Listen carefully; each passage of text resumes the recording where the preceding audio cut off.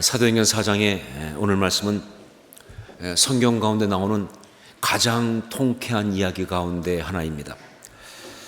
이렇게 통쾌한 이야기를 성경이 다른 곳에서 좀 뽑으라고 한다면 아마 어떤 사람은 출애굽기 14장까지의 바로 출애굽의 이야기를 꼽는 사람이 있을 것입니다. 또 어떤 사람은 사무엘상 17장에 나오는 다윗과 골리앗의 이야기를 꼽을 것이고요. 또 어떤 사람은 열왕기상 18장에 나오는 갈멜산에서의 엘리야의 이야기를 꼽을 것입니다.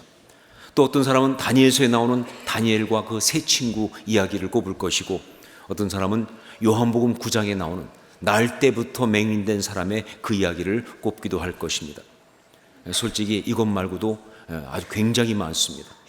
성경은 어떤 면에서 이 통쾌한 이야기로 꽉 차 있다라고 말할 만큼.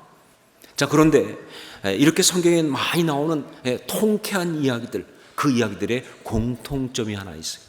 그게 무엇인가? 성경에 나오는 이 모든 통쾌한 이야기들의 공통점, 그것은 바로 대결 그리고 감동적인 승리라고 하는 것입니다. 그게 어떤 이야기가 되었든 간에 그 이야기는 다 뭐냐? 대결 그리고 감동적인 승리라고 하는 공통점을 갖고 있습니다. 세상이 죄악 가운데 있고 타락 이후에 이 세상을 다스리는 영은요, 공중에 권세 잡은 그런 자와 이 어둠의 세상 주관자가 된 그런 한은, 그래서 세상의 모든 풍속과 권력과 문화와 유행과 세속적인 어떤 경향되는 바로 이것들이 역사를 하고 있는 한은, 우리가 이 세상 속에 살면서 하지만 세상을 따라가지 않고 하늘의 하나님의 뜻을 따라서 하늘의 가치를 추구하면서 그 영원한 의미를 추구하며 그렇게 살아가는 한은, 우리 신앙인들은 소위 세상과의 대결을 피할 수가 없다 하는 것이죠. 이 세상과의 대결을 절대로 피할 수가 없다. 왜냐하면요, 세상이 우리가 가는 길을 절대로 가만두지 않기 때문에 그렇습니다. 아니, 더 솔직히 말하면 우리가 세상 길을 절대로 따라갈 수가 없기 때문에 그런 거예요. 네, 우리는요, 세상을 사랑하신 하나님 마음 그대로 정말 우리도 세상을 사랑하고 이 온 세상이 다 구원받기를 원하고, 그래서 정말 세상 한복판에 살면서 열심히 일하고, 그리고 성경을 보는 것만큼이나 신문도 열심히 보는 그런 삶을 살지만, 그러나 우리는 절대로 세상에 속할 수는 없습니다. 세상과 타협하는 것 절대로 안 된다는 것이죠. 세상 길을 따라갈 수가 없는 것입니다. 세상의 유혹과 풍속을 그대로 받아들일 수는 절대로 없다. 그러므로 기본적으로 우리가 그리스도인이라고 한다면 세상과의 대결을 피할 수가 없는 것입니다. 이 대결을 때로는 핍박과 조롱이라고 부르기도 하고, 때로는 외로운 좁은 길이라고 그렇게 부르기도 하고, 때로는 거룩한 갈등이다, 성화의 삶이다 그렇게 부르기도 하고, 때로는 이것을 미니스트리, 즉 주님의 어떤 그런 복음을 증거하는 그리스도의 증거자의 삶이라고 그렇게 부를 수도 있는데, 그렇기 때문에 결론적으로 이렇게 말할 수 있습니다. 세상과 대결하지 않는 사람은 진정한 신앙인이 아니다라고. 세상과 대결하지 않는 사람은 진정한 신앙인이 아니다라고 그렇게 말할 수 있어요.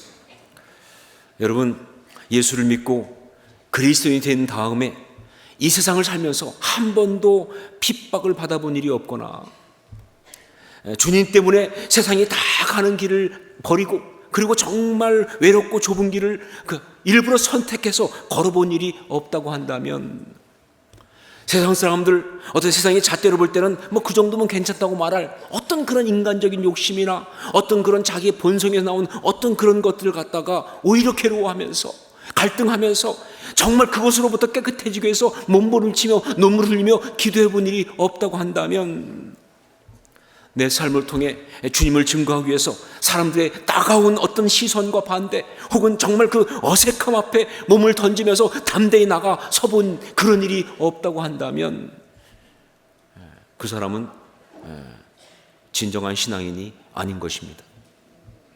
그 사람은 신앙인이 될 수가 없는 거예요. 자, 제가 지금 여러분에게 묻습니다. 아주 진지하게 묻습니다. 여러분은 하나님의 사람이십니까? 여러분은 그리스도인이십니까? 여러분은 신앙의 사람이십니까? 제가 이렇게 묻는 이유는요, 남의 이야기 듣듯이 듣는 사람들과는 신앙인의 길에 이 중요한 비밀을 나눌 수 없기 때문에 그래요. 그냥 그런 사람들이 있다더라 하는 정도로 그렇게 신앙의 길을 듣는 사람에게는, 그렇게 보는 사람에게는 이 신앙의 중요한 비밀을, 이 진정한 비밀을 나눌 수 없기 때문에 그래서 묻는 것입니다. 다시 한번 묻겠습니다. 여러분은 하나님의 사람이십니까? 여러분은 그리스도인이십니까? 여러분은 정말 진정한 신앙인이십니까? 그렇다면 한 가지 아실 것은 뭐냐? 세상과의 대결을 피할 수가 없습니다.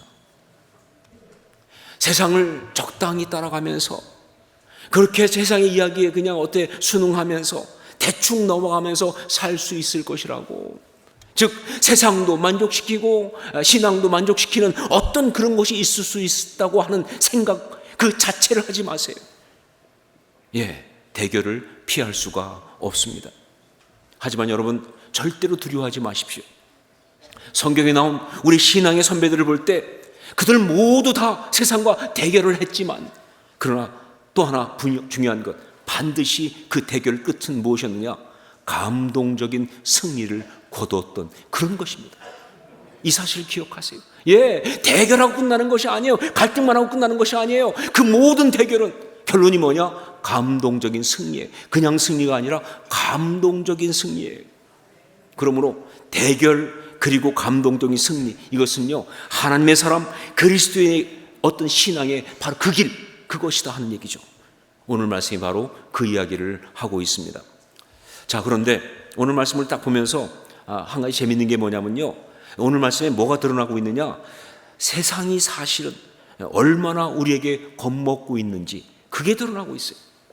세상이 사실은 우리한테 얼마나 겁을 먹고 있는지. 여러분, 사실 베드로와 요한은요 갈릴리 어부들 아닙니까? 그 당시 갈릴리 어부라고 하는 것은 뭐냐? 그 사회 속에서는요 별 볼 일 없는 그저 그렇고 그런 인생이란 뜻이에요. 대단하지 않은 사람들이에요. 특별한 사람들 아닙니다. 그냥 살다가 뒹굴다가 죽어가도 아무 이상이 없는 그런 사람들 가운데 하나예요. 어떤 주목할 만한 영향력이 있거나 아니면 대단한 권력을 가진 그런 사람 아니에요. 물론 그들이 걷지 못하는 사람을 갖다가 일으켜 세우는 기적을 일으켰습니다. 그 기적은 정말 대단한 것이지만, 하지만 그 당시 사회 속에서는요 지금보다 기적이 훨씬 더 많이 일어나기 때문에 그런 기적이 있다 할지라도 놀랍다 하는 정도로 끝날 이야기지, 이것 때문에 엄청난 어떤 일이 일어날 것이 아니에요. 또 그런 기적 때문에 사람들이 모여들었다고 할지라도 말이죠, 원래 사람들은 모여들다가 흩어졌다 하는 거 아니겠어요? 그렇죠? 사람들이 모여드는 것이 그렇게 어마어마한 중요한 사건이 아닌 거예요. 그런데도 오늘 말씀 보니까 이 두 촌사람을 다루기 위해서 사내들인, 즉 공회가 모였다는 사실. 당시 최고의 권력들이 다 모인 거예요. 얼마나 어마어마했는지 한번 보시겠습니까? 우리 5절 6절 말씀을 함께 읽겠습니다. 5절 6절 같이 읽습니다. 이튿날 관리들과 장로들과 서기관들이 예루살렘에 모였는데 대제사장 안나스와 가야바와 요한과 알렉산더와 및 대제사장 문중이 다 참여하여, 여기 나온 관리들과 장로들과 서기관들과 소위 그 사회 속에서 권세들은 다 모였다 그 말입니다. 그런데 성경이 여기서 끝나지 않고 말이죠, 더 정확하게 기록하기를 대제사장 안나스와 가야바와 요한과 알렉산더와 및 대제사장의 문중이 다 참여하여 라고 기록을 하고 있어요. 무슨 얘기냐? 그 시대에 힘께나 쓰는 사람들이 다 모였다는 거예요. 권력자들이, 권세들이 총 집합을 했다는 거예요. 왜 모였을까요? 당대 권세들이 왜 이렇게 다 모였을까요? 무슨 엄청난 일이 일어났다고, 무슨 엄청난 이유가 있어서 이렇게 모였을까요? 여러분, 여러 가지 이야기가 있을 수 있겠지만, 그러나 어떻게 말해도요 한 가지의 결론이 날 뿐입니다. 그것은요, 그 당시에 그 권세들이, 그 권력들이 말이죠, 그 세상의 주관자들이 지금 겁먹고 있다, 그 얘기입니다. 그들이 겁을 먹고 있다. 누구에게? 베드로와 요한에게, 성령 가운데 이 땅에 등장한 그리스도인들에게, 하나님의 사람들에게 말이죠, 겁을 먹고 있기 때문에, 그래서 자기들이 동원할 수 있는 건 다 동원해가지고 이렇게 엄청나게 일을 치고 있는 것이다. 사실 언뜻 볼 때는요, 상황으로 보면요, 누가 겁을 먹어야 되느냐? 예, 당연히 그 어마어마한 사람들 앞에서 뭐 베드로와 요한이 겁을 먹고 주눅이 들어야 맞지만, 그러나 사실은 그들이 겁을 먹은 것이 아니라 세상이 겁을 먹고 있다는 것이죠. 세상의 권력들이 겁을 먹고 있다, 그런 겁니다. 여러분, 여기서 우리가 분명히 아셔야 할 것이 있습니다. 뭐냐면요, 우리가 생각하는 것보다 훨씬 더 세상은 우리 그리스도인들을 두려워한다는 사실을, 예, 우리가 생각하는 것보다 훨씬 더 세상은 우리 그리스도인들을 두려워한다는 사실을 알아야 돼요. 예, 정말 진정한 그리스도의 사람이 있을 때 세상이 얼마나 겁을 내는지, 얼마나 두려워하는지 말이죠. 그건 대단한 것입니다. 그래서 정말 그렇게 자꾸 우리 신앙을 공격하는 거예요. 그래서 정말 많은 나라들이 선교사를 못 들게 막는 거예요. 그래서 많은 나라들이 말이죠, 기독교 얘기만 나오면 그렇게 반대하고 어떤 공격하고 나오는 거예요. 여기도 마찬가지입니다. 정말 우리가 생각하는 것보다 훨씬 더 세상은 진정한 그리스도인들을 두려워한다는 거예요. 자, 그러면 이들이 왜 이렇게 베드로와 요한에 대해서 두려워하고 있으며 이렇게 대단하게 그것을 막으려고 덤벼들었는가? 예, 분명한 것은 두 사람 때문은 아니죠. 그들이 일으켰던 기적 때문도 절대로 아닙니다. 그럼 뭐 때문에 그러냐? 바로 그들 뒤에 있는, 그들이 증거하고 있는 예수 그리스도 때문에, 그들 가운데 역사하고 있는 그 예수 그리스도의 그 권세, 그 이름 때문에 말이죠. 그래서 이렇게 하고 있는 거예요. 그렇기 때문에 이들은요, 다른 걸 묻지 않아요. 예, 정말 이들은 다른 걸 알고 싶어 하는 것이 아니에요. 예, 오직 관심은 한 가지밖에 없습니다. 우리 7절 말씀을 함께 읽겠습니다. 7절 같이 읽습니다. 사도들을 가운데 세우고 묻되 너희가 무슨 권세와 누구의 이름으로 이 일을 행하였느냐? 무슨 권세와 누구의 이름으로 이 일을 행하였느냐? 예, 세상은 우리는 두려워하지 않지만 그러나 우리 안에 있는 예수 그리스도, 그분을 두려워한다는 거예요. 그 예수 그리스도의 그 권세, 그 십자가의 능력, 그걸 두려워하는 거예요. 그걸 막고 싶어하고 그걸 꺾고 싶어하는 거예요. 이게 싸움이에요. 그러므로 여러분, 우리가 이 땅을 살아가면서 대결을 한다고 한다면, 정말 우리가 하는 이 모든 대결은요, 우리가 신앙인으로서 세상과 대결한다고 한다면요, 이 대결은 사실 나와 세상과의 대결이 아니에요. 정확히 말하면 내 안에 계신 예수 그리스도와 세상과의 대결입니다. 그리스도와 벨리알의 대결처럼 말이죠. 우리 주님과 세상의 영과의 대결, 바로 그런 거예요. 그러니까 그러한 이 대결의 어떤 통로가 된 우리 입장에서는요, 항상 두 가지가 중요합니다. 첫째는 뭐냐? 담대하라 하는 것이죠. 담대하라. 여러분, 자신 없어 하지 마세요. 두려워하지 마세요. 염려하지 마세요. 이 싸움 때문에 고민하지 마세요. 담대하십시오. 왜냐하면 이 싸움은 내가 싸우는 것이 아니라 내 안에 계신 예수 그리스도께서 싸우시는 것이니까 말이죠. 예, 우리가 하는 이 모든 싸움은 다 우리의 싸움이 아니에요. 우리 주 예수 그리스도께서 싸우시는 것이죠. 담대하라. 담대하라. 이게 중요합니다. 둘째로 뭐냐? 소홀히 생각하지 말라 하는 것입니다. 소홀히 생각하지 말라. 그러니까 그냥 이 싸움은 그냥 아무것도 아니겠다. 아니요. 정말 중요합니다. 이 싸움은 정말 중요한 싸움이에요. 그리고 반드시 이겨야 하는 싸움이에요. 왜냐하면요, 바로 그것이 하나님의 나라를 확장하는 이야기니까. 이것이 바로 주의 영광을 나타내는 것이기 때문에, 여러분, 어떻게 우리가 주의 영광을 나타냅니까? 어떻게 복음의 역사를 감당할 수 있습니까? 이 싸움을 이겨서. 그래서 굉장히 중요한 싸움이에요. 소홀히 여기면 안 된다는 것이죠. 자, 그러면 어떻게 싸워 이길 수 있는가? 어떻게 우리가 감동적인 승리를 거둘 수 있는가?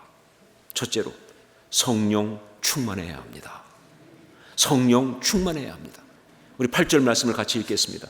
8절 함께 읽습니다.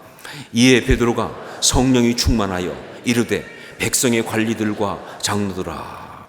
너무나 당연한 이야기지만 이들이 그 엄청난 상황 속에서 조금도 주눅들지 않고 오히려 담대하게 싸워서 그렇게 아름답게 이길 수 있었던 가장 중요한 요인이 있다고 한다면 그것은 바로 뭐냐? 성령 충만이었어요. 여러분, 이것은요, 여기만이 아니에요. 앞으로 펼쳐질 모든 이야기가 다 그거예요. 정말 앞으로 펼쳐지는 이 사도행전의 모든 이야기가 다 이유가 뭐냐면 성령 충만이에요. 여러분, 우리 그리스도인들은요, 성령 충만하지 않고는요 절대로 세상을 이길 수가 없습니다. 아무리 작은 일이어도요, 내 힘으로 못 이기는 싸움이에요. 내가 결심하고 내가 결단하고 내가 뭐 머리 쓰고 말이죠. 아니 그래서 이길 수 있는 게 아니에요. 내 가지고 있는 내 실력과 내 어떤 재능과 돈과 그거로 이길 수 없어요, 여러분. 성령께서 함께 하셔야 이기는 줄 압니다.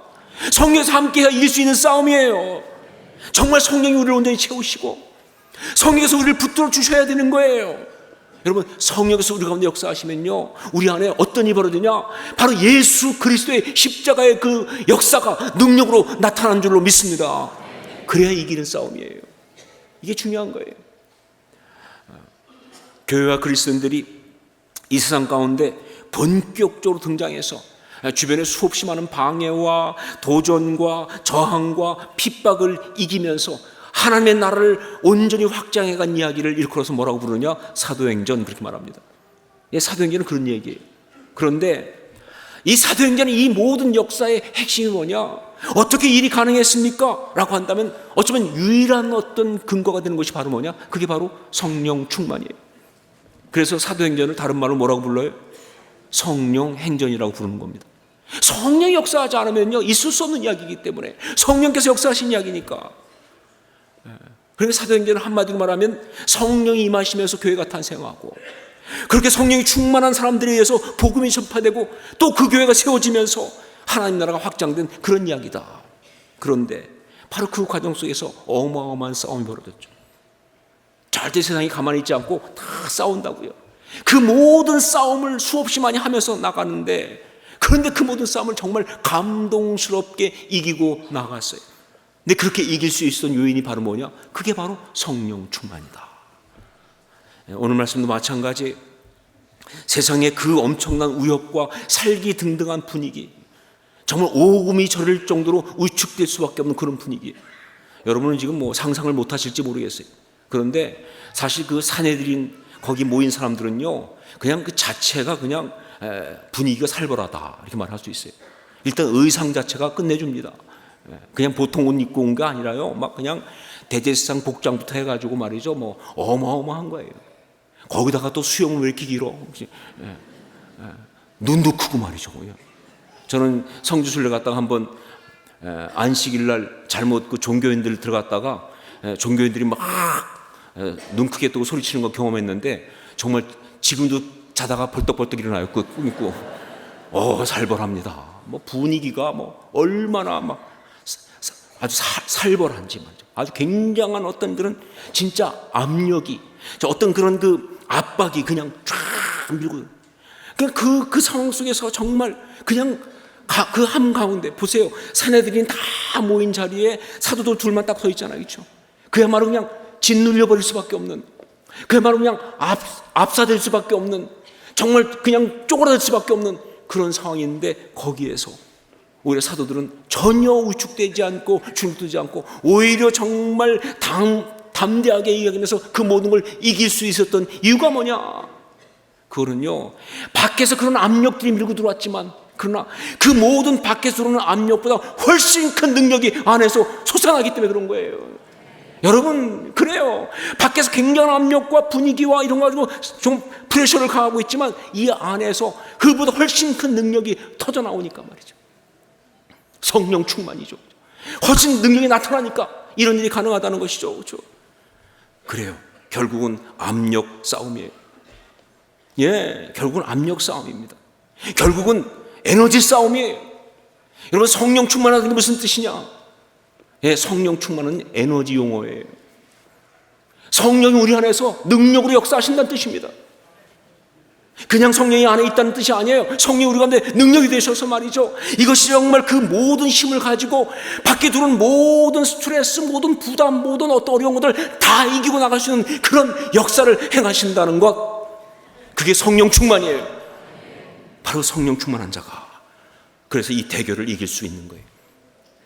대결, 그리고 감동적인 승리의 정말 중요한 요소는 성령 충만이다 하는 것이죠. 지금 우리에게도 마찬가지입니다.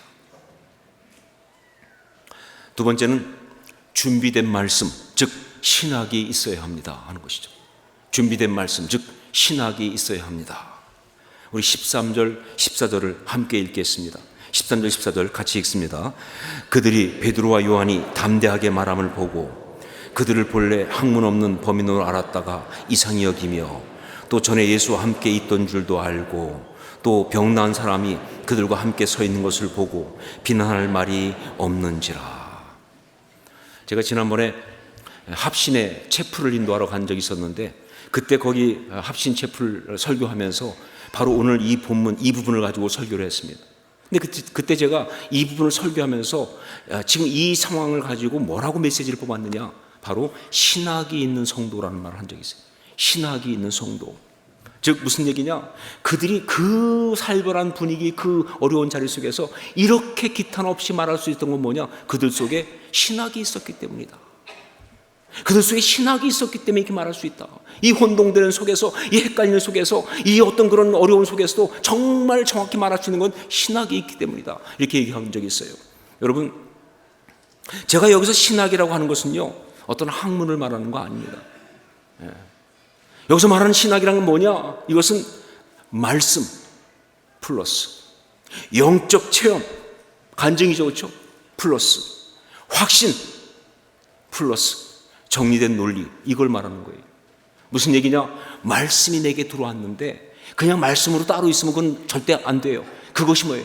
나의 영적 체험과 같이 만나면서 확인이 되고 거기에 내가 정말 나의 확신을 올려드리면서 그러면서 이것을 갖다가 이제는 누구에게나 말할 수 있는 정리된 논리로 다 어떤 정리하게 된, 바로 그게 신학이다. 저는요, 모든 성도는 다 신학이 있어야 한다고 믿습니다. 예, 성도는 다 신학이 있어야 돼요. 여러분 모두 다 신학이 있어야 된다는 거 얘기예요, 그렇죠? 자, 근데 이렇게 말하면 여러분 속에 혹시라도 이런 생각을 할지 모르겠어요. 아, 그러면 또 신학교를 가야 하느냐? 뭐 갈 수 있으면 가세요. 좋습니다. 하지만 여러분, 꼭 신학교를 가야만이 신학이 있는 것은 아니다. 어떤 경우는요, 오히려 신학교에 진정한 신학이 없을 수가 있어요. 붕어빵에 붕어가 없듯이, 이태리에 이태리 타올이 없듯이, 꼭 신학교, 어쩌면 신학교가 거기에 신학이 없을 수도 있어요. 하지만 정말 성령 충만하면, 성령의 역사 가운데 말씀을 받게 되면, 그 말씀이 내 속에서 정말 고백으로 고백되기 시작하면, 그리고 그것이 깨달아지기 시작하면, 그 십자가의 역사가 내 속에서 온전히 나타나기 시작하면요, 그건 신학이 됩니다. 그건 신학이 되는 거예요. 모두가 다, 정말 어떤 성도들은 다 신학을 갖게 되는 것이다. 이게 진짜 그리스도인의 모습이에요. 오늘 말씀 보십시오. 베드로와 요한, 어떤 사람들이냐? 당대 최고의 권력들은 이렇게 말했습니다. 그들이 본래 학문 없는 범인이 아니었느냐 하는 거죠. 학문 없는 범인. 영어 성경 보니까 uneducated ordinary man 이렇게 말했어요. uneducated ordinary man. 맞아요. 그들은 공부한 적이 없는 사람이에요. 근데 여러분 아세요? 그때 공부 안 했으면 진짜 안 한 거예요. 요즘은 뭐 기본교육이라도 받지, 그때는 아예 그냥 정말로 배운 것이 없는 사람들이에요. 정말 그러니까 아는 것이 없는 사람이에요. 그런데 사실 말할 것도 없는 인생이에요. 뭘 알아야 말을 하죠. 뭐 정리된 게 있어 얘기를 하죠. 그런데 이런 그들이 담대하게 막힘도 없이 이야기를 하고 있습니다. 깜짝 놀랐어요, 이 사람들이. 저것들이 공부도 안 한 것들인데 어떻게 저렇게 말을 잘하지 말이죠. 저는 우리 그리스도인들이 말 잘한다고 놀리는 사람들의 이야기를 칭찬으로 듣고 싶어요. 말할 수 있어야지. 말 못하면 어떡하겠어요, 그렇죠? 말할 거리 없는 인생이 얼마나 답답하겠어요. 이들은요, 정말 막힘없이, 정말 기탄 없이 말을 하고 있는 거예요. 뭐 그렇다고 그래서 이 사람들이 성령 충만해가지고 자기가 무슨 말 하는지 모르는 상태로 그냥 입신 상태에서 막 떠들고 있느냐? 절대 아니에요. 정확하게 무슨 말 하는지 알고 있습니다. 그런데 그 모든 말을 갖다가 그냥 보통 사람 앞에서가 아니라 당대 최고의 권력과 권위와 지식들 앞에서 말이죠, 구구절절히 맞는 이야기만 하는 거예요. 논리적으로 맞을 뿐만 아니라 그 안에 확신이 있습니다. 거기에 파워가 있습니다.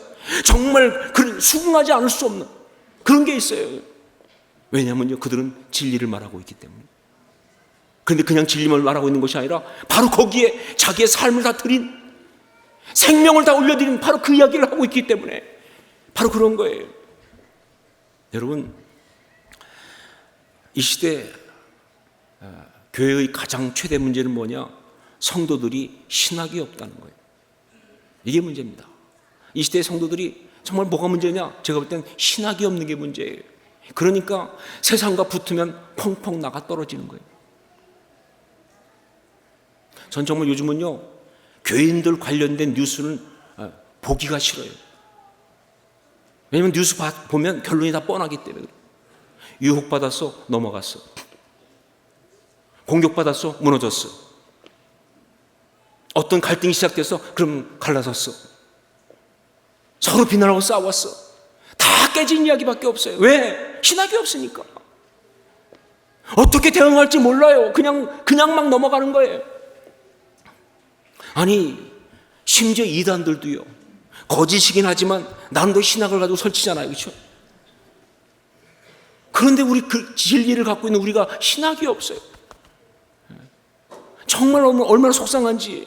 근데 여러분, 교회사를 보면 알지만 우리 신앙의 선배들, 처음 복음이 들어왔을 때 말이죠, 곳곳에 복음이 들어가면서 저 시골에 정말 학교라고는 한 번도 가본 일이 없는 그런 어머니들이, 그런 여인들이, 그런 어떤 아버지들이 정말 그렇게 말씀 배웠는데 놀랍게도 말이죠, 그게 신학이에요. 그들은요, 배운 것은 없었지만 그러나 그들 가운데 말씀이 신학이 돼 있었어요. 그래서 어떤 상황이 와도 흔들리지 않고 말할 수 있는, 어떤 이야기 속에서 고백할 수 있는, 그리고 자기 삶을 드릴 수 있는 분명한 신학이 있었다는 것이죠. 이게 한국교회의 아름다운 이야기예요. 여러분, 우리한테는 이 신학이 있어야 합니다. 그래야 세상을 이길 수가 있는 거예요. 특별히 이 신학은요, 지식이 아니라 바로 지혜예요. 지혜.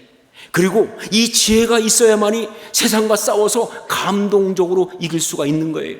왜냐면요, 세상이 우리를 공격할 때 보면요, 결국은 어떤 식으로 하든 간에 결론은 뭐냐? 다 속임수예요.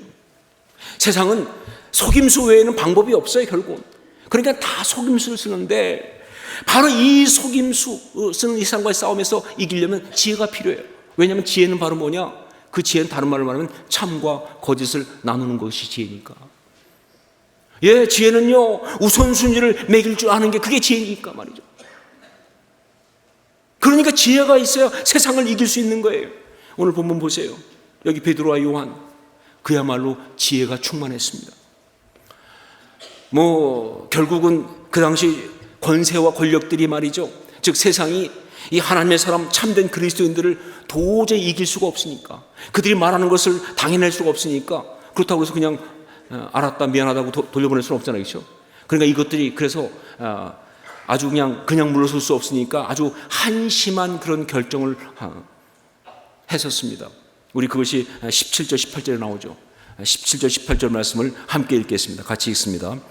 이것이 민간에 더 퍼지지 못하게 그들을 위협하여 이후에는 이 이름으로 아무에게도 말하지 말게 하자 하고, 그들을 불러 경고하여 도무지 예수의 이름으로 말하지도 말고 가르치지도 말라 하니. 정말 한심한 것들입니다. 정말 바보 같은 그런 짓거리다. 아니, 세상에 협박해서 통할 사람이 따로 있고 공갈쳐서 막을 수 있는 게 따로 있죠 말이죠. 이런 식으로 한다는 자체가 참, 그런데 세상은 여전히 착각하기를 자기들이 힘으로 협박하면 신앙의 사람들이 협박 당한다고 생각한다는 거죠. 그렇죠? 사실 그거밖에 할 게 없으니까. 네, 여러분, 바른 신앙의 사람은요, 절대로 세상에게 협박당하지 않습니다. 상황에 협박당하지 않습니다. 경제가 나빠, 모든 전망이 어두워, 협박당하지 않아요. 죽을지도 몰라, 망할지도 몰라, 협박당하지 않아요. 참 신앙의 사람은 절대 협박당하지 않아요. 오히려 그럴수록 더 담대해집니다. 더 아름다워져요. 뭐라고 말했는지 보십시오. 19절로 20절 함께 읽겠습니다. 같이 읽습니다. 베드로와 요한이 대답하여 이르되 하나님 앞에서 너희의 말을 듣는 것이 하나님의 말씀을 듣는 것보다 옳은가 판단하라. 우리는 보고 들은 것을 말하지 아니할 수 없다 하니. 정말 이때 떠오르는 단어가 하나밖에 없더라고요. 게임 끝. 전 정말 이 말씀 읽으면서 너무 감동이 와가지고 한동안 좀 울컥했어요. 얼마나 아름답습니까? 그 사실은 세상적으로 볼 때 아무것도 아닌 사람들이 말이죠, 당대 최고의 권력들, 당대 최고의 지식들을 갖다가 묵사발을 내고 있잖아요. 예, 이 이야기, 이거로 그냥 승부는 끝난 거예요.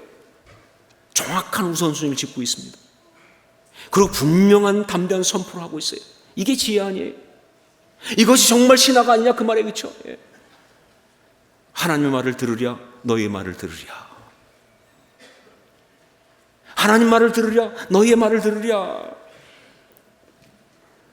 그리고 우리는 보고 들은 것을 말하지 않을 수가 없다. 여러분, 이게 기가 막힌 이야기, 정말 엄청난 이야기입니다. 모든 신앙의 사람들이 하는 이야기예요. 이것은요, 그리하냐 하실지라도 말했던 다니엘에서 나오는 다니엘의 세 친구의 그 이야기, 그것과 같이, 그리고 또 오직 내가 아는 것은 내가 맹인으로 있다가 지금 본다는 사실입니다. 창세로부터 맹인을 뜨게 하였다 함을 들어본 일이 없습니다. 하나님께서 난 자가 아니고는 어떻게 이런 역사가 일어날 수 있겠습니까? 라고 말했던 요한복음 9장에 나오는 날 때부터 맹인된 사람의 그 이야기처럼 말이죠, 모든 신앙의 사람들 대결 그리고 감동적인 승리를 가져온 사람들의 공통적 이야기예요.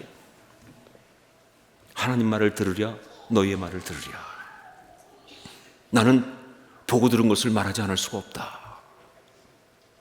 여러분 앞에 세상이 수없이 많이 미혹하고 들어올 때마다 이렇게 말할 수 있기를 주의 이름으로 축원합니다. 하나님 말을 들으랴, 상황의 말을 들으랴. 하나님 말을 들으랴, 인간의 말을 들으랴. 하나님 말을 들으랴, 세상의 말을 들으랴.